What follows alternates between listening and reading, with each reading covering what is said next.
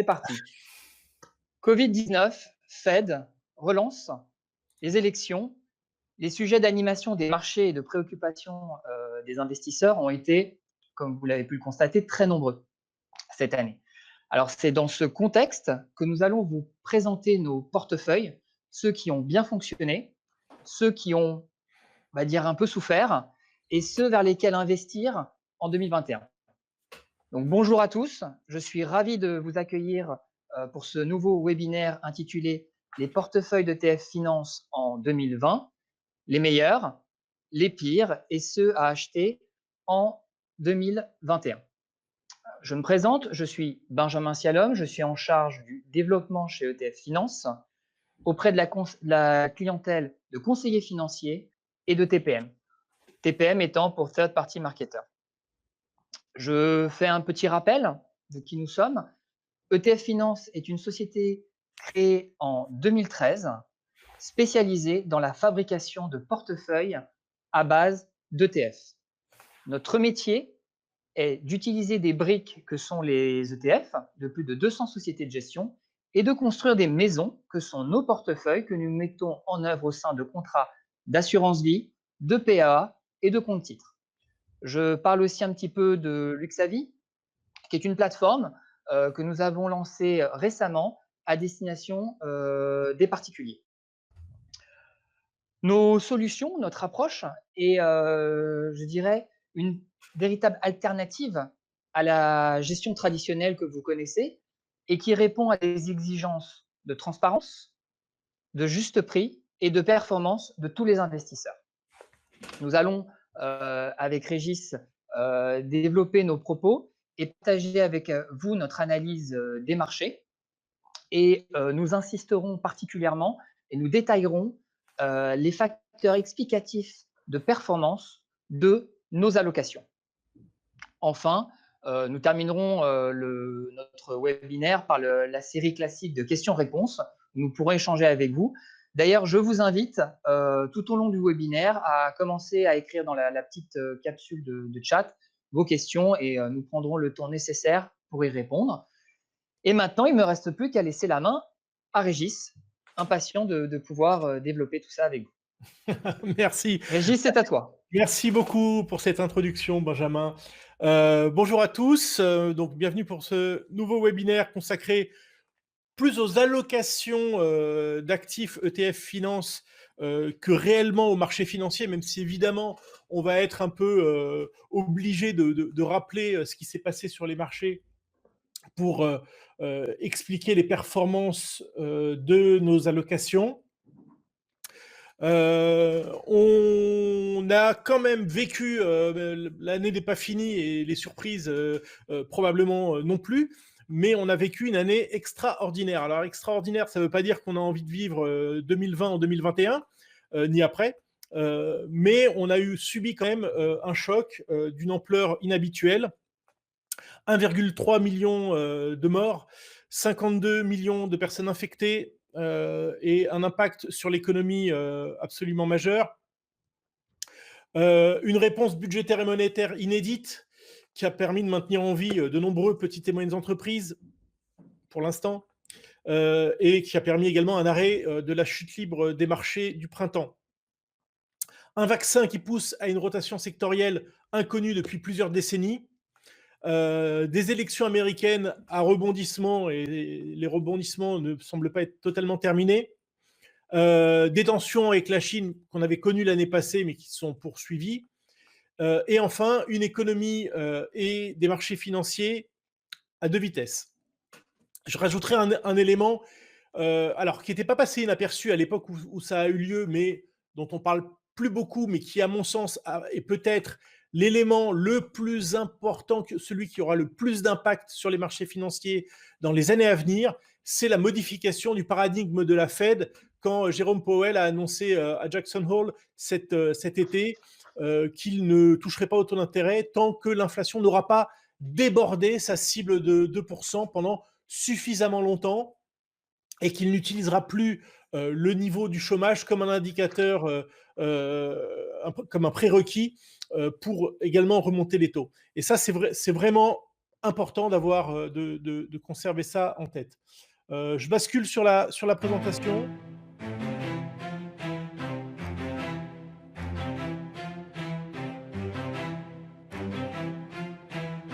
Présentation. Voilà, on passe en tout petit, c'est pas grave. Paf. Voilà, donc les sujets qui nous ont le plus occupés cette année.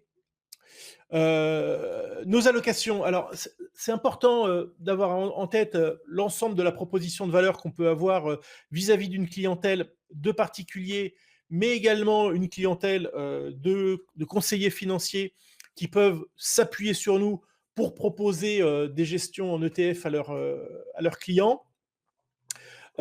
Également, on travaille également avec quelques sociétés de gestion et des institutionnels et évidemment des TPM, mais c'est pas le sujet aujourd'hui.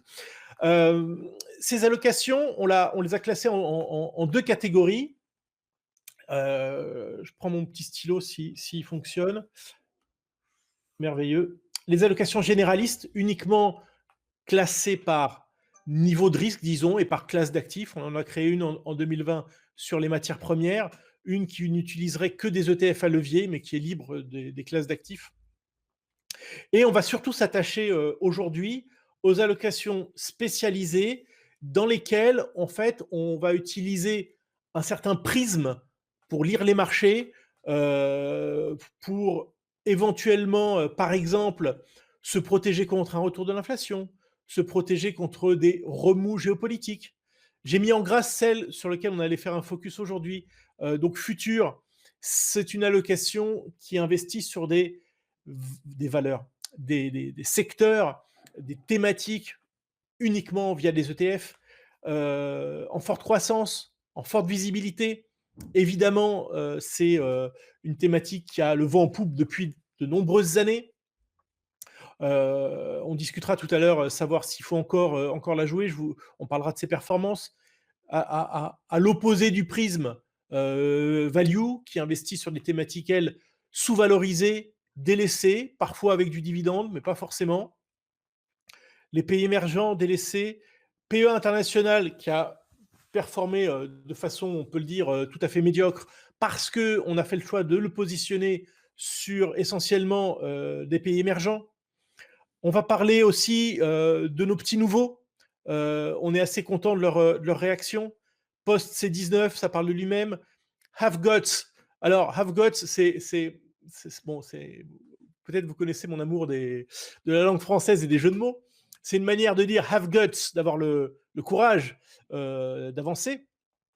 Et guts, qui est évidemment une faute grammaticale en anglais, puisqu'il n'y aurait pas de S, c'est l'acronyme pour dire gold, oil, tech et sun, tout ce qui est solaire. Donc, on trouvait que c'était 4 secteurs qui se mariaient bien parce qu'ils étaient très complémentaires.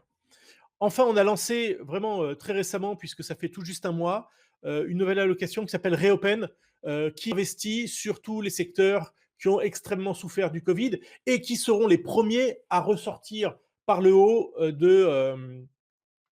du vaccin et du retour qui finira par arriver à une vie plus normale. On parlera rapidement de winner-loser, on expliquera pourquoi cette année a été très mauvaise et pourquoi on continue de croire en sa pertinence. Et enfin, volatilité. Donc, il y a un panachage de fonds flexibles et de fonds plutôt actions, et de fonds qui ont très bien fonctionné cette année, d'autres qui n'ont pas fonctionné et dans lesquels on croit encore. Un petit rappel du choc qu'on a subi pour montrer que c'est pas du tout la même nature de choc que 2008. 2008, on a une baisse des marchés ici qui est suivie par une baisse du PIB. Là, les deux sont tout à fait concomitants.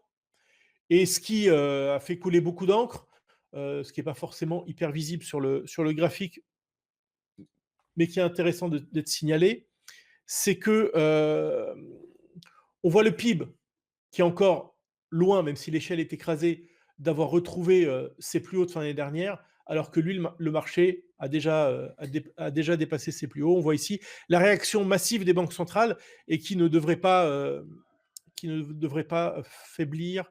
On peut toujours considérer qu'on a un put des banques centrales.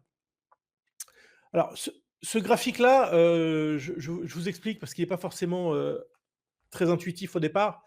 C'est quel est le pourcentage de récupération de, de différents actifs par rapport au plus haut du mois de février. Par exemple, si on prend celui qui s'est le mieux remis, qui sont les valeurs de croissance des pays développés, developed market, ils ont rebondi de 140%, c'est-à-dire qu'ils ont été au-delà des plus hauts de fin février, 40%, 40% de plus. Alors, je précise, c'est un chart qu'on a tiré d'une étude de JP Morgan du 4 novembre, donc ça ne tient pas compte du rebond en particulier ici de la value, mais ça illustre, et on va l'illustrer à plusieurs reprises, de la reprise en deux temps, enfin en deux temps, pardon, la reprise à deux vitesses plutôt. Le deuxième temps, on va voir s'il a débuté lundi ou pas, mais en tout cas à deux vitesses des marchés financiers et de l'économie. D'un côté, pour faire simple, l'économie numérique qui va bien, de l'autre côté, l'économie en dur, des commerces par exemple, ou des industries ou certains services qui ont souffert. On peut noter ici que finalement, ce qui a rebondi le moins, le UK avec la problématique Brexit et les devises des pays émergents. Le rebond a été extrêmement vigoureux. On a ici la performance depuis les plus hauts jusqu'au 8 novembre et du 8 et 9 novembre, c'est-à-dire le rebond de, disons, de la value. On voit vraiment ce qui avait le plus baissé. Alors attention, ce n'est pas la même échelle. La baisse, la première période en gris se lit à gauche et le rebond sur 48 heures se lit à droite. C'est vraiment ce qui avait le plus baissé qui a rebondi. Donc, les deux plus grands acteurs ou les deux secteurs les plus présents de la value, c'est l'énergie et les valeurs financières. On peut rajouter les valeurs industrielles. Bon, c'est elles qui avaient le plus baissé, c'est elles qui rebondissent. C'est vraiment par automatisme. Et ce rebond a été extrêmement vigoureux. On peut le lire à travers ce graphique-là qui mesure l'écart entre le Dow Jones et le Nasdaq. Et on voit que cet écart a atteint 5%, ce qui est l'écart le plus élevé depuis quasiment 20 ans. Donc on a des mouvements vraiment extrêmement violents, extrêmement rapides. Donc il faut avoir des portefeuilles qui s'y préparent. Là, on a fait un graphique de performance relative entre le MSCI World hors États-Unis et le MSCI américain.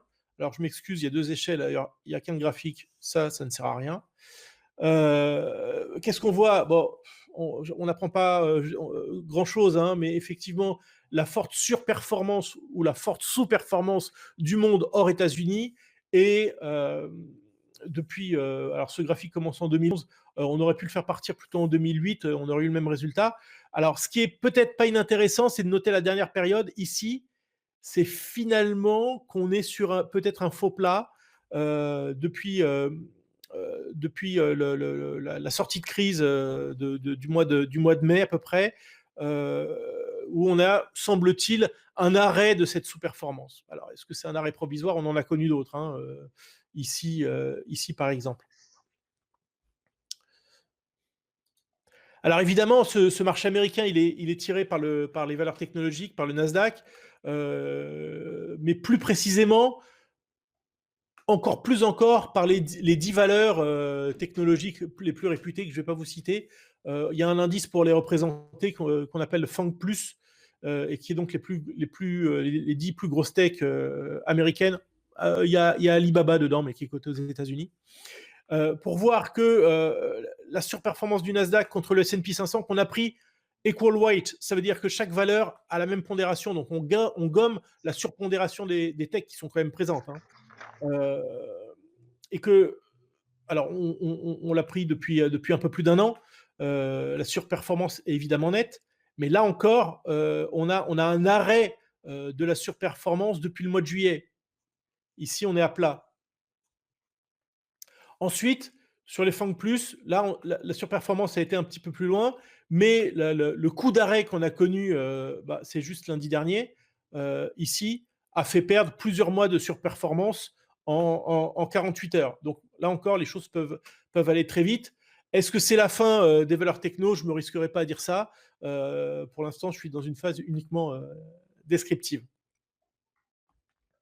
Il y a sans doute, il faut voir aussi un effet. Alors, c'est pas que les autres valeurs du Nasdaq ont moins de croissance, sont moins attractives ou trop valorisées par rapport au FANG+. C'est absolument pas ça. Je crois qu'il faut y voir la main aussi des investisseurs qui investissent uniquement sur les valeurs les plus liquides, les plus fortement capitalisées, et aussi la main des investisseurs de type Robinhood qui achètent tout simplement ce qui fait la une de la presse sans aller se poser de questions. Croissance value, là encore, on le sait, alors ce graphique est un peu plus ancien, c'était quand même pour mettre un peu de baume au cœur à ceux qui sont pro-value, de rappeler que la value a pu surperformer la croissance après la période de crise 2000-2003, c'était déjà le cas, mais après, ensuite jusqu'en 2008. Et puis les compteurs sont remis à zéro ici en sortie de crise, et on voit cette forte surperformance de la croissance qui est vraiment unique. Et ce graphique dit un peu la même chose. Cette fois-ci, la ligne bleue, c'est le rapport entre la croissance et la value. Bon, pareil, hein, surperformance de la value ici et sous-performance de la value ici, jusque même l'accélération de la sous-performance de la période récente et la stabilisation.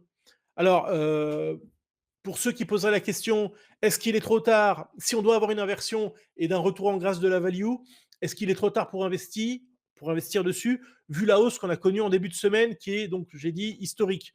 Non, on voit que c'est absolument rien par rapport à la sous-performance, hein, on le voit à peine sur le graphique.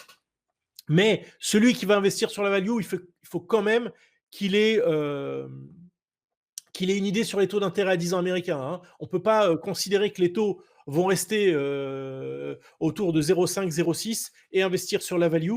La corrélation entre la surperformance de la value et la remontée des taux d'intérêt à 10 ans, elle est évidente sur ce graphique. Et d'ailleurs, d'un point de vue économique, on peut l'expliquer assez facilement. Voilà pour la partie un peu contexte de marché.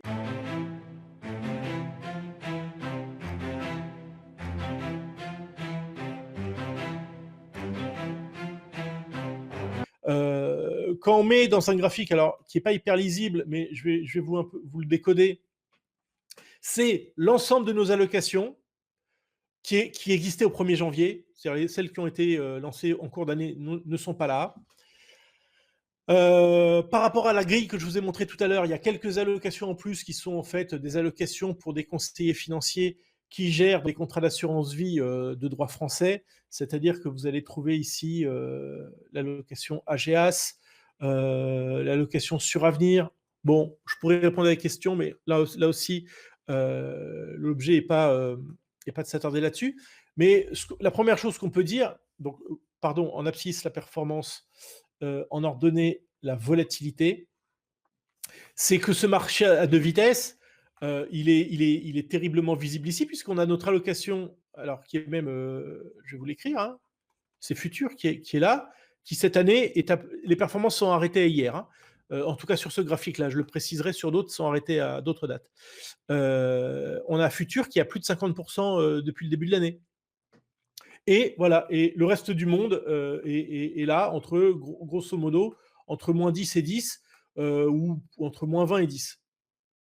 Et ce qui est aussi intéressant, donc, je vais vous prendre le même graphique en faisant un peu le ménage, en focalisant sur les allocations dont on va parler,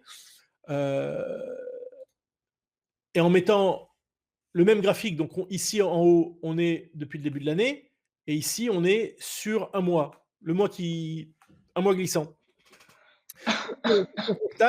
C'est globalement toutes les allocations qui étaient tout à gauche, qui performaient mal, sont passées à droite. Viennent apparaître, puisqu'on est sur une semaine, certaines allocations qu'on vient de lancer, comme Reopen, Avgots ou Post C19, et que Futur, évidemment, part lui plutôt au milieu de la mêlée, mais réussit tout de même a affiché une performance nettement positive. Donc on voit cette rotation. Alors je ne sais pas encore dire si c'est avec un R minuscule ou avec un R majuscule, mais en tout cas il y a un R de rotation, c'est sûr. Et on la lie à travers nos allocations. Maintenant, si on descend encore d'un étage et qu'on va voir sur certaines de nos allocations, alors à chaque fois, on en parle parce qu'évidemment, on les aime bien, et on les aime bien aussi pour 2021. Cette allocation future, qu'est-ce qu'il y a d'intéressant à noter? D'abord, depuis son lancement en septembre 2013, réalise une performance de 166%. Alors, c'est un reporting qui est un reporting trimestriel. Donc là, on se situe à fin septembre 2020. Si on actualisait à la date d'aujourd'hui, on serait proche de plutôt 180%. Bon, ça ne change pas grand-chose. Et ici, j'ai regardé, la performance annualisée est de 15%. Ça ne change pas grand-chose, mais néanmoins, c'est tout à fait extraordinaire. Évidemment, si on faisait, donc ça fait 7 ans, si on faisait 15% annualisé sur les 7 prochaines années, je le signerais tout de suite. Ce qui est intéressant de voir, c'est que dans un classement de fonds de catégories similaires, on serait classé 3e sur 600 et que sur toutes les périodes, évidemment, donc depuis le début de l'année, 1 an, 3 ans et 5 ans, on est classé premier décile. Donc voilà, ça fait partie de nos satisfactions et je voudrais essayer de vous expliquer pourquoi c'est une allocation qui peut continuer de fonctionner l'année prochaine. Alors avant ça, j'ai un petit graphique pour le comparer. Alors j'ai pris 3 fonds techno ici. Le message qui est de dire, c'est on peut investir sur futur, même si on estime que la techno est quand même survalorisée, et c'est ce qu'on pense. J'ai pris en vert Franklin Technologies, qui est je pense, un des meilleurs fonds tech de la place, qui est 5 étoiles un peu partout, et qui bat d'ailleurs ici en orange le Lyxor Nasdaq 100. En rouge, j'ai pris un fonds grande distribution de BNP. Et puis ensuite, j'ai pris 2 fonds qui sont ici en dessous et qui finalement, dans l'approche, sont ceux qui se comparent le plus naturellement à notre portefeuille futur, parce que c'est des fonds qui sont libres d'investir en dehors de la techno, et que sont Pictet Megatrend et Tocqueville Megatrend. Donc les écarts sont extrêmement importants. Je vais vous faire un cadeau habituellement que je fais pas. C'est de vous donner l'inventaire du portefeuille.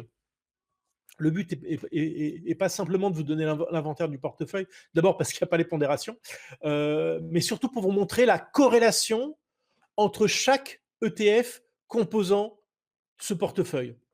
Et ce qu'on a cherché à faire, et c'est pas nouveau à vrai dire, et ça nous a coûté un peu de performance, c'est d'essayer de sortir des valeurs et des ETF classiques de la tech américaine, qui sont ici, par exemple, Invesco Dynamic Software, iShare Tech Software, social media, c'est assez classique.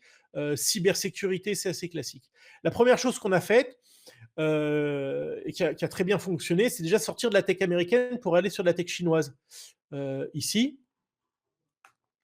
Et ensuite de sortir carrément de la tech en achetant des valeurs de consommation chinoises. Donc là-dessus, on n'est pas du tout dans la technologie.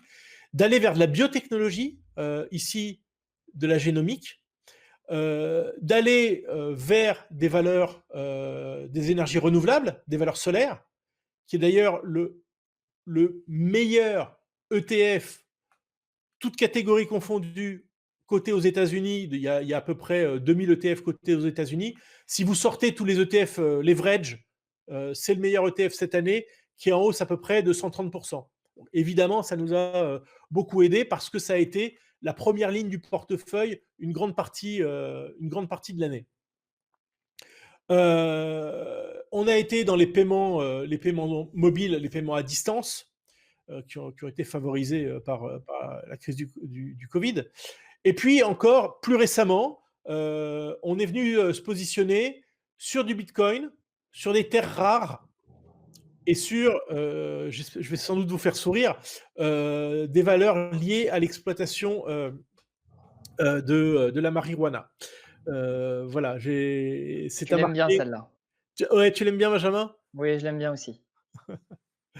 Donc c'est un marché qui est vraiment en pleine croissance, qui a subi une crise justement du fait de sa jeunesse depuis 2 ans. Et l'arrivée de Biden devrait sans doute favoriser, en tout cas c'est ce que dit Kamala Harris, devrait favoriser cette industrie. Et donc lorsque vous lisez ce tableau-là, qui est un tableau de corrélation, alors vous avez cette diagonale foncée. Hop, j'arrive à la tracer, mais c'est magnifique. Qui est juste pour dire qu'un ETF est corrélé à 1 avec lui-même, puisque vous avez les ETF ici et là sont juste les mêmes. Mais vous voyez que plus on va vers le vert clair, et le jaune, moins on est corrélé. Donc ça vous raconte bien que on va trouver effectivement tous ceux que j'ai mentionnés au départ sur de la tech classique qui sont corrélés entre eux, mais tous ceux qu'on a rajoutés par la suite dans un second temps qui est assez ancien, hein, qui a commencé il y a plus d'1 an et qui a été accentué ces derniers mois, plus on est décorrélé. Et c'est vraiment ce qui nous laisse croire que c'est une allocation qui a encore de beaux jours devant elle.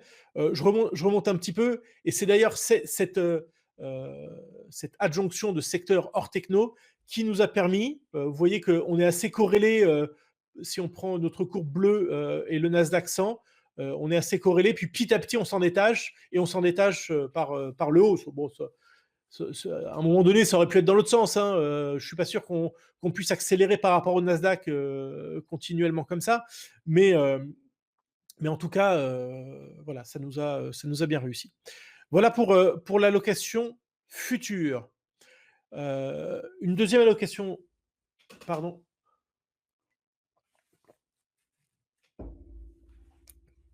Une deuxième allocation dont on est fier, qui s'appelle Protect Air.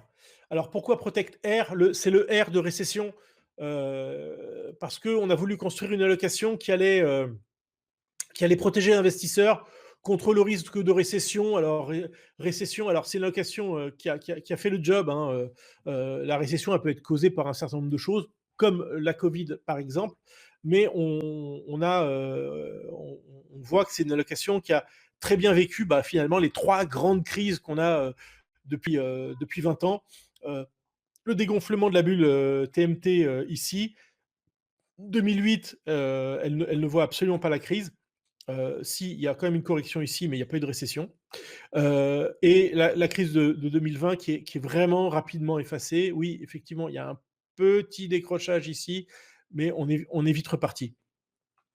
Et là encore, c'est une allocation qui, sur un panel de 90 fonds, est juste la première, et qui se situe sur toutes les périodes, premier décile. Je vois l'heure tourner, je vais accélérer un peu. Dites-moi si vous devez. On a prévu 35 minutes, je vais déborder, mais je vais quand même essayer d'accélérer en même temps. Cette allocation se compare vraiment très favorablement avec les fonds classiques patrimoniaux de la place. Alors, vraiment, j'ai pris les fonds qui me semblaient être les plus utilisés par les conseillers financiers, les plus connus. On sera vraiment ravis si vous voulez nous envoyer les OPCVM que vous voulez comparer avec nos allocations. On ne sera pas toujours, selon les allocations, on ne sera pas toujours aussi brillant que ça, hein, bien sûr, mais on est fiers aussi de présenter ce type de courbe. Donc, on pourra faire avec vos propres OPCVM. Winner-loser, alors là, on bascule dans les allocations qui n'ont pas fonctionné du tout. Mais alors là, pas du tout, puisque winner-loser, et ça ne nous gêne pas d'en parler, on est même... Enfin, moi, je prends une grande satisfaction à en parler parce qu'on l'explique. Et c'est ça qui est intéressant. et on n'oublie pas ce que nous oblige à dire l'AMF, les performances passées ne préjugent pas des performances à venir. Et rien ne dit que 2021 ne sera pas une très bonne année pour Winner Loser, qui est réussi à être 448e sur 450, donc évidemment 10e décile. Preuve qu'elle a quand même bien fonctionné par le passé, malgré cette performance extrêmement mauvaise en 2020. Elle se maintient 5e décile sur 5 ans.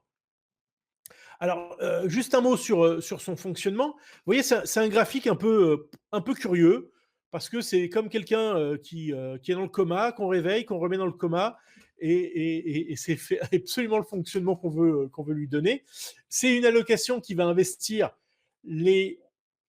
en début d'année sur les 10 meilleurs ETF au monde, qui va les porter jusqu'au printemps, qui va vendre, vous connaissez bien l'expression sell in May and go away, bah, c'est ce qu'on fait, on go away et on met l'allocation en cash, on réinvestit au printemps, non pas sur les plus mauvaises performances, mais sur les 10 meilleurs, sur les winners. Parce qu'il y a un effet momentum en fin d'année, tous les gérants veulent présenter de beaux portefeuilles à leurs clients. Donc ils achètent ce qui a bien fonctionné par le passé. Et là, évidemment, alors, on l'a backtesté depuis 2010.